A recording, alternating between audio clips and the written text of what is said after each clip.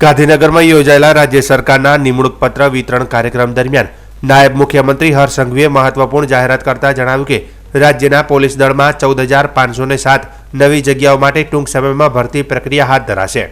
તેમણે વધુમાં કહ્યું કે પોલીસ વિભાગમાં ચાલી રહેલી 12,000થી વધુ ભરતી પ્રક્રિયા અંતિમ તબક્કે છે અને પસંદગી પામેલા તમામ ઉમેદવારોને જલ્દી નિમણૂક પત્ર આપવામાં આવશે।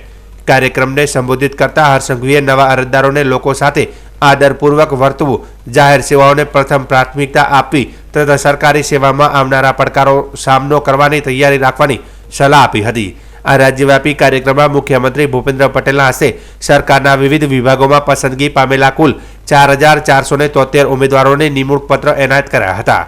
સરકારી નોકરીનું સ્વપ્ન સાકાર થતા ઉમેદવારોમાં ઉત્સાહનો માહોલ જોવા મળ્યો હતો।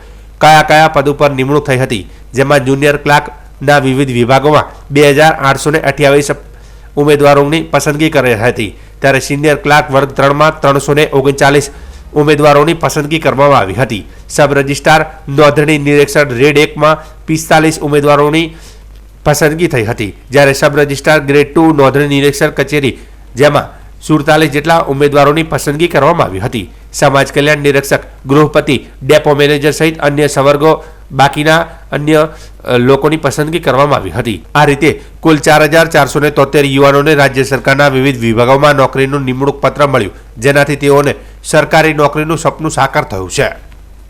એની સાથે સાથે મુખ્યમંત્રી શ્રી ભૂપેન્દ્રભાઈ પટેલના માર્ગદર્શનમાં ગુજરાતના યુવાનોને વધુમાં વધુ તક મળે તે માટે ગુજરાત પોલીસ વિભાગની ચાલુ મહિનામાં જ ગુજરાત પોલીસ દળમાં કુલ 14,507 નવી જગ્યાઓ માટે ભરતી પ્રક્રિયા જાહેર કરવામાં આવશે, જેમાં પીએસઆઈ, લોકરક્ષક જેવી મુખ્ય કેડરના 13,591 જગ્યાઓ અને ટેકનિકલ કેડરની 916 જગ્યાઓનો સમાવેશ થાય છે।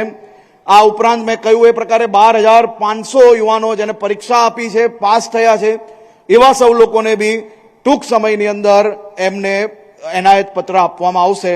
આપ સૌ યુવાનોને રાજ્યમાં જે ખૂણેથી જે સપનું જોઈ છે કે સરકારી નોકરી કરવી છે, એના માટે આનાથી સારો સુવર્ણકાલ આવી જ ના શકે।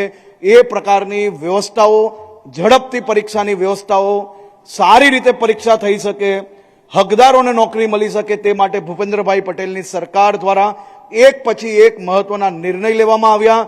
સફળતાપૂર્વક પરીક્ષાઓ પૂર્ણ થાય છે અને નોકરીના એનાયત પત્ર બી ઝડપથી લોકોને આપવામાં આવે છે। તેનો જીવતો જાગતો અને સૌથી ઉત્તમ ઉદાહરણ એ આજનો કાર્યક્રમ છે। આપ સૌ લોકોને ફરી એકવાર